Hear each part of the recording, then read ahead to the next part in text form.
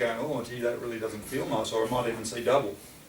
So prism is significant. So there is prism in all lenses as well, which is why we actually want to fit the lenses to the optical centres, or we want to actually fit the lenses well on the frame and have it equal between the two eyes, because you don't want to be inducing prism. That's why we measure a PD, for instance, so that we don't have this high horizontal prism induced by the fact that the lenses are sitting out here or here, which is one of the problems with the magnifiers that people get. They just put in, and usually they make them the cheapest way they can, so they obviously put the prism, they put the lens usually fairly sort of centred, so for most people they're inducing quite a lot of prism when they read them, which is obviously why it's not as good for their eyes. Okay, so that gets a little bit talking about prisms, and we should come back and readdress prism a bit later, but it gives you a sense of, okay, the lenses have a prismatic effect when the light's coming in. So if we have a particularly, get rid of all of that, so you saw how that bent light. Now some lenses, diamonds for instance, you'd think diamonds would be great things to make glasses out of. That should be terrible, because they have a really, really low Abbey number. Well, what's an Abbey number?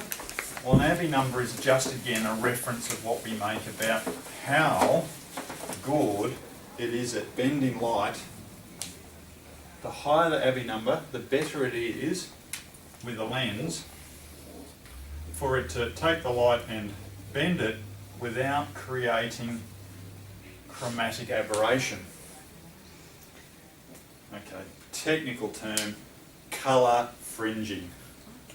Prismatic effect, so how good is it making the light comes through as a beam of light, and how much does it stay as one beam of light and not a whole heap of little tiny beams that are separated with all the different colour spectrums and creating that fan of coloured effect. And obviously when you're looking at things, it's all very great to look at a diamond and go, oh, isn't that pretty? But when you're actually wanting to see the world, you want to see that if it's black on white, you want to see black on white. You don't want to see black on a whole heap with a fringe of colour, because obviously once that's a whole heap of objects together, suddenly things look blurry and not clear, because nothing's got a distinct edge on it. It's all got colour fringing on the edges of it. And so for instance, what we like to try and do here is we always try and use materials that have got a good Abbey number. There's a material out there that's very commonly used, which is a 159 material. You guys will have heard about that, and it's called polycarbonate. Even mentioned in our guide. He did nice. And it's one of the most commonly optical made materials. It's often used in sunnies and wrap sunnies, and it has some very, very easy sellable points. It's impact resistant. It's about 10 times more impact resistant than standard plastic. So, you know, the 1.53 is about 8 times. This is about 10 times. So it's more impact resistant. It's very, very light. It has a low specific gravity. 159, it's obviously got a reasonably high index. It's almost 1.6. It's not quite. So it's, you know, it's quite light and it's quite thin. It's very light and it's moderately thin. And so it's got some good features. What it does have as terrible feature is it has a very low Abbey number. And basically low Abbey number, it has an Abbey number of about 29. And yet a 1.6 has a 41. 41, exactly. So, and to put it in terms, 1.5 has an Abbey number of 58. 1.4, yes.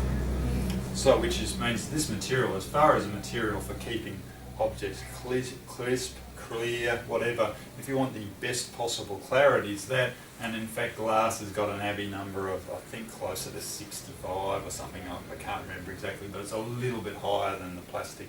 So as far as getting so if they're making the absolute best telescopes they can make and all the rest of them, they don't make them out of plastic, they make them out of ground glass, because the optics are superior.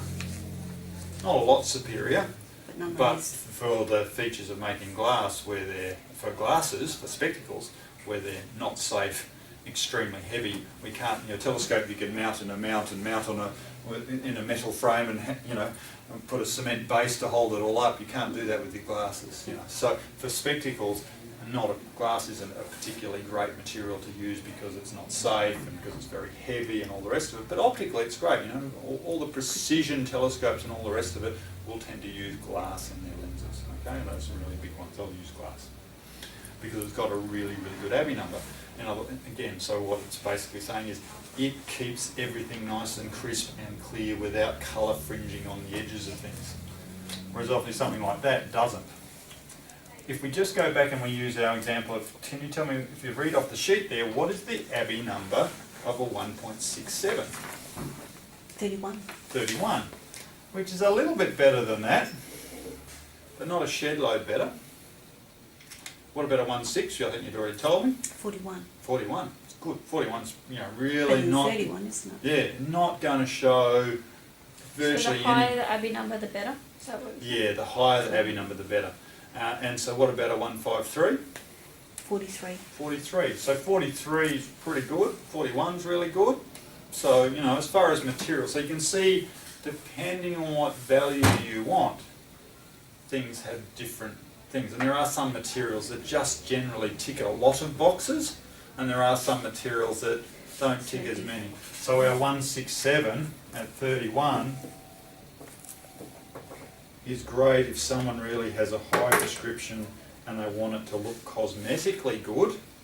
But we may actually find that, and you'll see that listed, if their main criteria is they're a truck driver and they just want the absolute best clarity at night and they want everything to look really, really good, you might be better to say, hey, we'll make sure we select the right frame so it's going to be comfortable. It will show a little bit more at the edge, but let's go for a 1.6 index because it's pretty light, pretty thin, not as thin as this 1.67 one, but optically it just gives you that little, a few percent extra better, clearer vision and less likely to have a little fringing on the lights or things like that. It's going to give you the best possible clarity. Would we go and put a truck driver in 159? Drives at night, interstate, got a fairly high script. And what I should say too is, the higher the script, the more this becomes significant. So hence using this 1.5 material in Plano sunglasses as a non-prescription. Sunning doesn't tend to be an issue, and in fact a lot of sunglasses use polycarbonate, a lot of safety glasses because it's very cheap to manufacture. It's not very good with scratch resistance. Its other material that polycarb we don't like is it's not very stable material. Lots of chemicals, household chemicals, acetone, all sorts of things will actually dissolve the lens. And again, if it's not very good with the coating because it's actually, while it's very impact, it flexes a lot.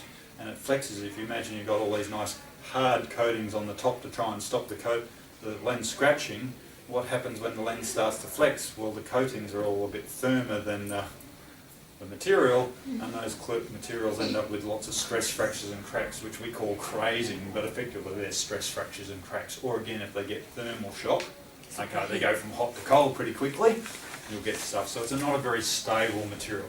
So we don't like it for that particular material, and in our practice, we almost never use it because of that. It's the most common thinner lens used in all the corporates because it's cheap. It's easy to sell. 10 times more impact resistant, UV inhibited, lighter, thinner. But Sounds good. just not that great? It's not But, as but if you've got a moderate prescription, it's going to make your vision blurry. Yeah. It's going to fall apart after 12 months or so or less, and it'll have a fairly high rate of the coatings falling apart and becoming a problem.